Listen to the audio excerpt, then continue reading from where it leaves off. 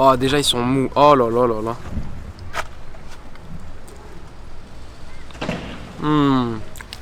C'est croquant, c'est gourmand, c'est malin. Oh, c'est une dinguerie. Wow. Let's go!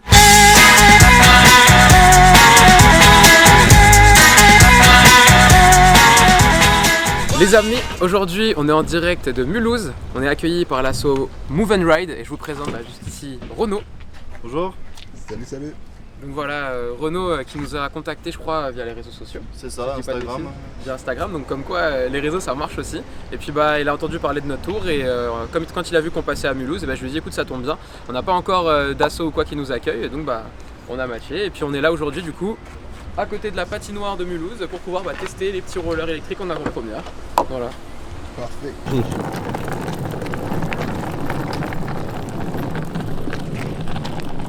Non mais tu régales. C'est beau. C'est beau. Du coup, tu peux nous dire qui a fait ces cookies? Ma femme. Incroyable. Et bah un grand merci à ta femme Renaud, c'est... Putain en plus je surkiffe les cookies. Hier c'était Seb qui nous avait offert un pot de miel. Bah écoute, il nous a offert le cookie. Et nous aussi on va lui offrir un truc. On va aller chercher ça dans le van, tu verras, tu vas être content. Je me permets. Attention les dégustations. Oh déjà ils sont mous. Oh là là là là.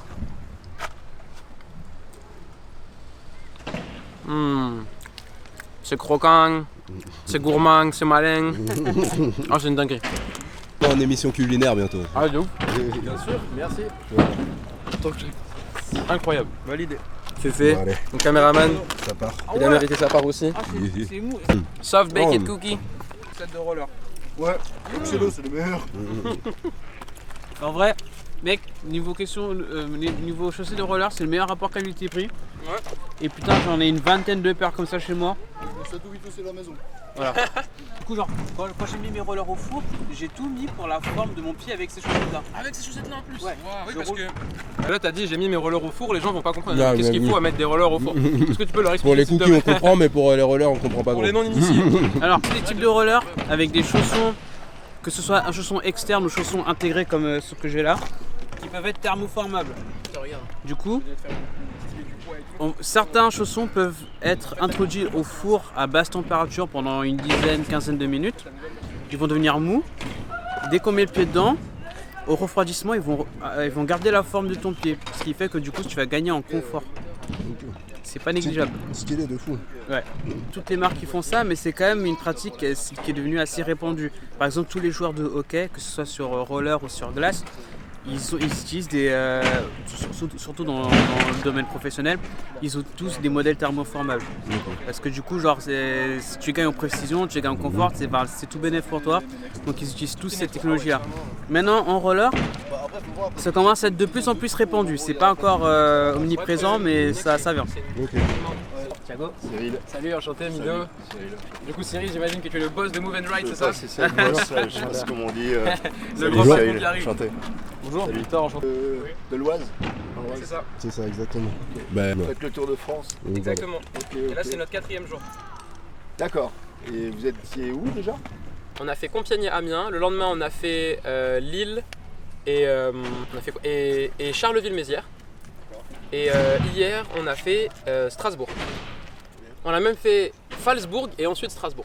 Et on se laissera des jours pour pouvoir dérusher. Ouais, Je voulais te dire, des jours de off, t'inquiète, Des jours off pour pouvoir t'inquiète. dérusher, On se prend des poser, notes, on prend Oui, des là, notes. vouloir tout faire, rider, tester, faire les trajets, dérocher, tout ça dans la même journée, c'était très ambitieux. Donc voilà, la prochaine fois les gars qu'on fera une tournée, on se fera une journée de pause pour pouvoir dérocher tranquillement, même faire des petites maintenances avec Nader, tu vois, avoir le temps de faire des petites réparations, tout ça. Donc voilà, à noter pour la prochaine fois sur la to-do list.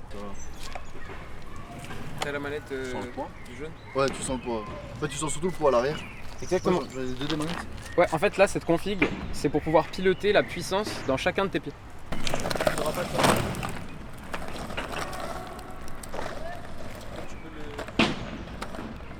Pousse vers l'avant, tu accélères, vers l'arrière, tu freines. Ne le fais surtout pas maintenant. Prends un petit peu de vitesse avant d'accélérer, ça marche. Et penche-toi en avant.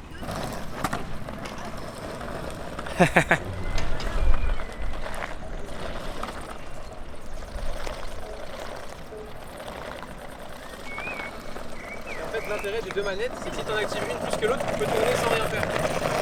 Dans le sens inverse. Et t'as même la marche arrière.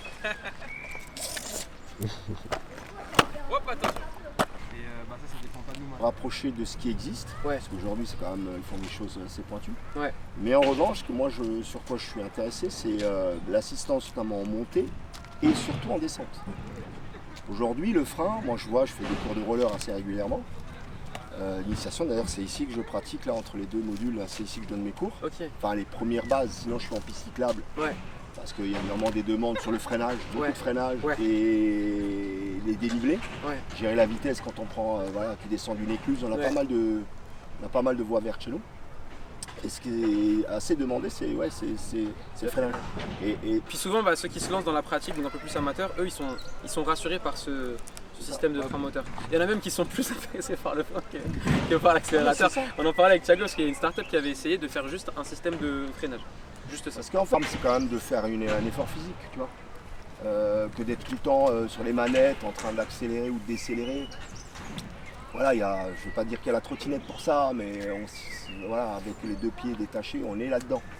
En revanche, dans une montée, pour assister un peu le principe du vélo électrique, ou alors en descente. En descente. Et là, on est vraiment.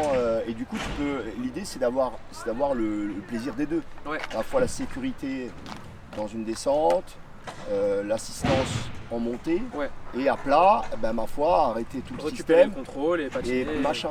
Mais effectivement, avec peut-être un patin qui soit un peu plus léger, quoi. Ouais. Au moment où il faut cravacher. Là, il est actif. Moi, j'ai testé des VTT électriques, putain, et tu peux monter des machins comme ça. Et, et tu rigoles, quoi. Ouais. Tu vois, tu rigoles. Là, tu limites, tu te mets dans la bonne position, ça t'assiste. Ouais. En descente, position, ça te régule. Ouais. T'es le roi du pétrole après. Ah mais regarde, moi mettons ça pour aller au boulot, ça me suffit. Hein. C'est le but. Ça fait super plaisir que tu le dises. Le principe vraiment très bien, c'est pas mal. Moi pour aller bosser, je fais 1,5 km en roller tous les jours, donc là en électrique ça pourrait être sympa.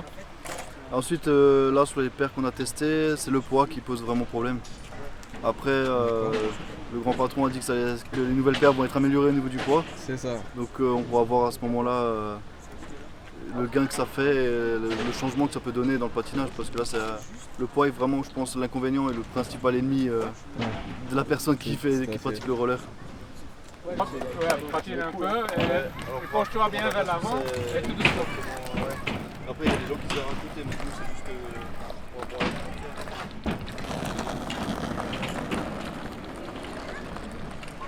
Ça ressemble un peu à quand tu es sur le machin, le Subway, où tu vas sentir ça et tu le fais avec le doigt.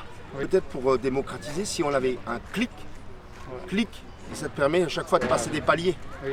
Peut-être. Le freinage, juste pour le freinage. Le freinage, ouais. D'accord. Ah mais vous enlevez l'obstacle du freinage. Vous allégez les patins. Oui. Pour le plaisir du plat. Tu vois. exactement. Parce que moi, plaisir du plat, si tu veux, moi personnellement, à la pratique, Oui. avec des patins plus légers, moi j'utiliserais pas l'assistance. Oui. Tu vois. J'utiliserais l'assistance pour à un moment On donné, peut le monter. voilà, en monter, si à un moment donné tu veux te faire des randos et qu'à un moment donné tu as envie, ou même le grand Pas de public, plaisir, t'es au travail. tu montes, Ah, ça ouais. monte, et peinard, et surtout dans les descentes. Quoi. Oui. Surprise, bonne surprise, parce que la position finalement, dans une position statique, c'est vraiment assister à la glisse pour arriver à faire que ces produits-là puissent être démocratisés et faire que le roller se développe encore plus.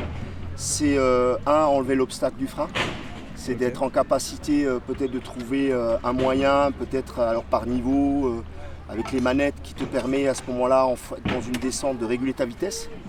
L'assistance permet effectivement de prendre des dénivelés à la montée, donc effectivement moins de fatiguer, un peu comme le fait aujourd'hui les vélos électriques. Et après y avoir un principe où effectivement les rollers sont un peu plus légers et qui permet justement le plaisir de la glisse, parce que c'est aussi cet effort-là sur du plat. Voilà, moi comment je ressens. Elle vient à la base parce que j'ai toujours pratiqué le roller depuis jeune. Je me suis lancé à faire un brevet d'état, roller avec une option rando, prof de roller pendant une dizaine d'années. À ça, le confinement a fait qu'à un moment donné, j'avais besoin de m'occuper. J'ai associé l'utile à l'agréable, si je puis dire, en tout cas dans le sport. Oui, je me suis lancé un défi, donc je me suis entraîné. Ce défi, c'était de faire en fait, je connaissais pas les Pays de la Loire, donc je voulais faire un tronçon de Pays de la Loire et le côté atlantique. Et je me suis lancé ce défi donc en partant de Tours, chargé en toute autonomie 14 jours. Et j'ai fait en gros entre 40 et 50 km par jour. Tour-Nantes et Noirmoutier, Île-de-Ré. Vraiment, j'ai vraiment kiffé ces 14 jours. Sur le plan roller, hein, sur le plan de moi-même aussi. J'avais besoin peut-être une recherche de spiritualité un petit peu. Et le roller apporte ça, cette forme de liberté, cette forme d'autonomie et d'approcher des paysages que peut-être je n'aurais pas vécu, alors peut-être si par le vélo. Mais le roller a ce côté pratique, quoi. J'avais trouvé un système avec un tendeur où je m'étais accroché les rollers. Et comme ça, de part en part du sac à dos. Et finalement, beaucoup de maniabilité, quoi. Un vélo, faut le parquer. Là, c'est le côté un peu pratique, quoi. Je suis resté là-dedans. À un moment donné, au confinement, je faisais autant que je pouvais, puisqu'on n'avait qu'une heure à 10 km de chez soi. Mais voilà, régulièrement, je roulais. Ouais. J'ai lancé ma marque. Qui s'appelle Move and Ride. Pourquoi Move and Ride c'est pour avoir la connotation un peu comme le veut le t-shirt. C'est-à-dire bouge-toi et roule. C'est d'inciter les gens à peut-être à pratiquer le roller. Parce que c'est même plus tendance, c'est-à-dire qu'aujourd'hui, il faut qu'on ait matière à donner de l'élan à des déplacements doux, quoi, qui sont sans émission de carbone, et de se dire, oui, sur des petits déplacements, pourquoi prendre la voiture. C'était ça un petit peu mon live motive, et c'est essayer de démocratiser la pratique. À côté de ça, je donne des cours de roller, je fais des organisations de rando, des projets de week-end pour aller par exemple d'ici jusqu'à Besançon. Roller tourisme, j'avais déjà embrayé à l'époque avec Christophe Audouard, le responsable des 24 du Mans de roller. On avait lancé un petit peu cette opération qui est un petit peu... Voilà, parce que le secteur de la Sarthe était un peu compliqué quand même en termes de pistes cyclables. Peut-être la découverte de l'Alsace en roller, dans le vignoble ou quoi. Ça pourrait intéresser pas mal de monde. Peut-être que le prochain projet, ce sera les Landes, voilà, du côté Biscarros, du Pilat jusqu'à descendre jusqu'à Osgore. Voilà un peu l'histoire. Ben, Warren, Chiab, il n'est plus là-bas maintenant. Il n'est plus là. Greg, il a déménagé à Barcelone. Non, mais il est à Barcelone maintenant. Greg, il est plus comment Greg Berzoyan. C'est ça. Ouais, mais il est plus du tout à Paris, hein, il habite à Barcelone. Oui, putain, il fait des spots de ouf. Ah, lui, c'est l'emblème de rollerblade. Là où il fait des trucs. Il m'a beaucoup motivé quand j'ai commencé le roller. J'adore son contenu. Okay guys, that was it for Mulhouse. And right now, tonight, we're going for the Monday night skate in Switzerland. So it's going to be awesome. It's a randonnée. Désolé les gars, mon anglais est limité sur cette partie-là. Donc voilà, petite randonnée nocturne, ultra stylée. On va amener les rollers électriques là-bas et puis on espère que ça va être cool.